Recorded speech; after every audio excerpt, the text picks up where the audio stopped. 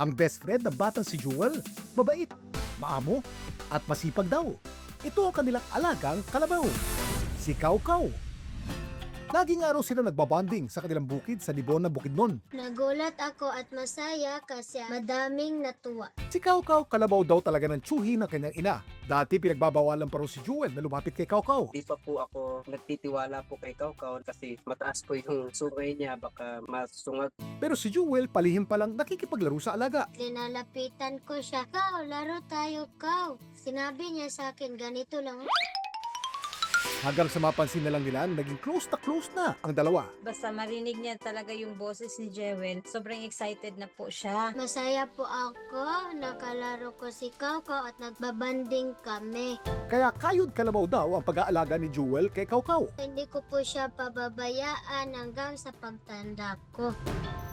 Alam niyo ba na ang mga kalabaw, pinakilala sa Pilipinas noon pang 300 BC ng mga Malay at Chino na naninirahan sa ating kalupaan? Mula noon, naging kaagapay sila ng ating mga magsasaka sa mga sakahan. Kaya sila ay naging simbolo ng kasipagan nating mga Pilipino. Malaki din ang papel na ginagampanan nila sa buhay ng marami nating kababayan. Nagbibigay kasi sila ng karne at gatas at nagsisilbing transportasyon sa mga kanayunan.